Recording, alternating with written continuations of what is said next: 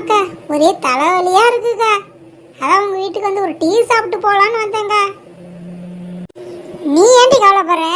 Tea தானே. இந்த என் மருமவ இருக்கா நெட்டவள்ளி, அருமையா டீ போடுவா.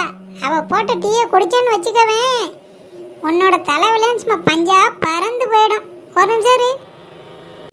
ஏமா மருமகளே, இங்க வாமா. என்னத்து கூப்பிட்டீங்களோ? ஆமா மருமகளே, இந்த நம்ம வள்ளி அக்காவுக்கு தலைவலிக்குதான், ஒரு டீ ஒன்று போட்டு எடுத்துருவாமா. அத்தை தலைவலிக்குதுன்னா ஆஸ்பத்திரி தானே போகணும், இங்க வந்தா எப்படி? ஏன் மருமகளே, அவளுக்கு சாதாரண தலைவலி தான், ஒரு டீ குடிச்சா சரியா போயிடும். நீ சொல்றதை கேளு, போய் டீயை போட்டு எடுத்துட்டு வா. சரிங்க அத்தை, இந்த உடனே போயிட்டு வந்துடுறேன். இந்த வள்ளி அக்காவுக்கு வேற வேலையே இருக்காது போல, எப்போ பார்த்தாலும் இந்த ஓசில டீ குடிக்கிற பழக்கமாவே இருக்கு. இன்னைக்கு ஒரு வழி பண்ணிடுறேன். தினம் இதே பொழப்பா இருக்கு இந்த வள்ளி அக்காவுக்கு.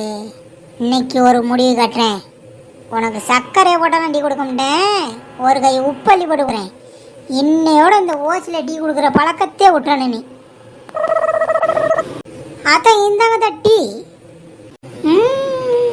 யாயோ என்னை கொல்ல பார்த்துட்டாடி உன் மருமவ. என்னாடி ஒரு குண்டா உப்பள்ளி போட்டிருக்காடி. ஆத்தா, என்னைய டாக்டர் உப்பு சாப்பிடக்கூடாதுன்னு சொல்லியிருக்காளே. இவன் போட்டு டீயை குடிச்சா நான் இன்னைக்கே பரலோகம் போயிடும் போலையே. நான் ஆஸ்பத்திரி போறேன்டி அம்மா.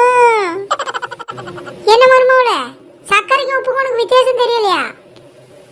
அத்த ரெண்டும் ஒரே கலரா இருந்தனால என்னன்னு தெரியல. என்ன மானிச்சுக்கோங்க. அடி போடி இவள, இனிமே அவன் இந்த பக்கம் டீ குடிக்க வர மாட்டாள் போலயே. ஏ வள்ளி, இருடிந்தா வாரேன். ஏ வள்ளி.